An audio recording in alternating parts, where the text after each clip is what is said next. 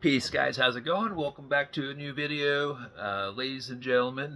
Today, I just want to get back to a question I received from uh, from a a subscriber, and the question was interesting because I've never really thought about it before. I mean, I've experienced it, but I haven't really thought of the differences. And so their question pertained to mirrors. And the differences between mirrors and the ghost plane slash etheric plane, mirrors there, mirrors here in this physical reality, and then mainly the mirrors that are in the astral plane structure. Right? There's mirrors. Mirrors are the concept of a mirror is ingrained in consciousness, not just here in this physical reality, but in multidimensionally. Mirrors are multidimensional. I guess you could say universal, multidimensional. You get what I'm saying. But they specifically asked a great question, which was, well, what are the differences? Are mirrors all the same when you're out of body? Are they all the same stuff? No, they're not. Absolutely not. There's many different types of mirrors. There's different applications for the mirrors, and there could be good intentions, there could be bad intentions, all that stuff.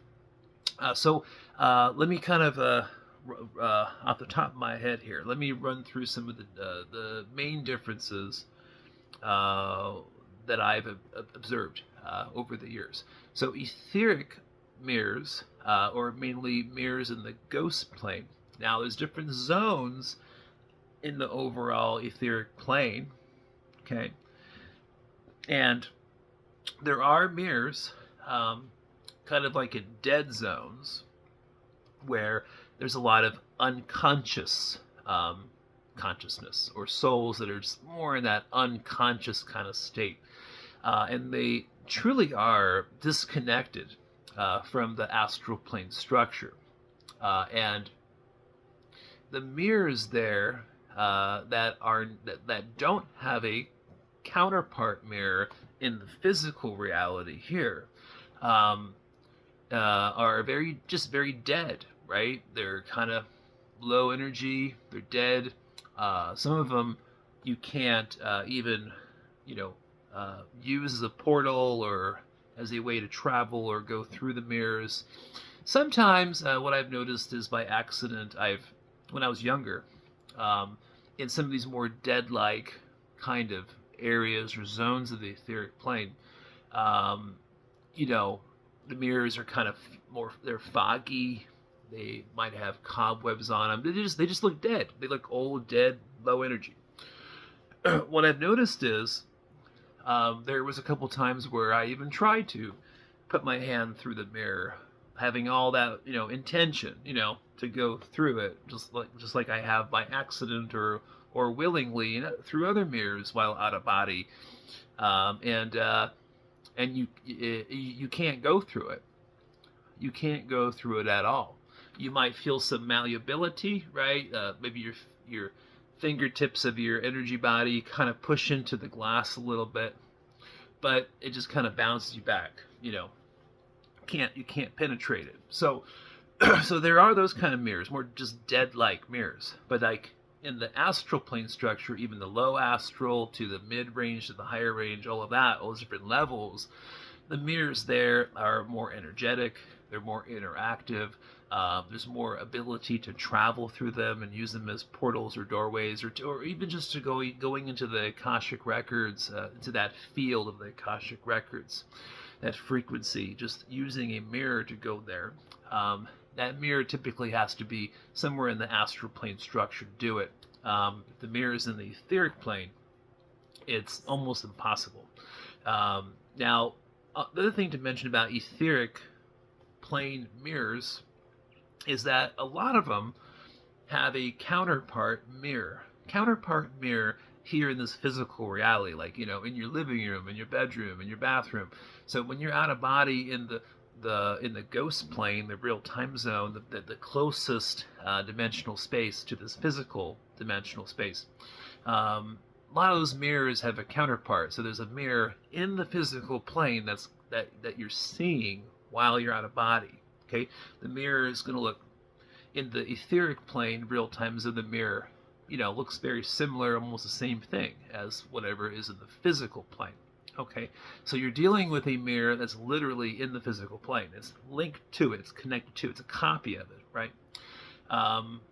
But the mirrors that are in the astral plane structure do not have a another mirror that is linked to that's in this physical reality. So that said, yeah, there are obviously considerable differences between mirrors in the astrals or in the etheric, right? Then you have your mirrors that, of course, most mirrors in the astral or etheric that are just normal mirrors in those realities are typically at a 90-degree angle to the ground. So in most cases in your house, you got your floor, right? And then you have your wall, and the mirror's on the wall, right? The mirror is on at a 90-degree angle to the ground, right?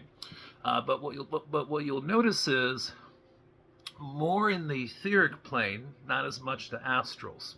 You'll notice mirrors that sometimes lay flat on the ground, right? And also mirrors that are at angles that just hover in the air.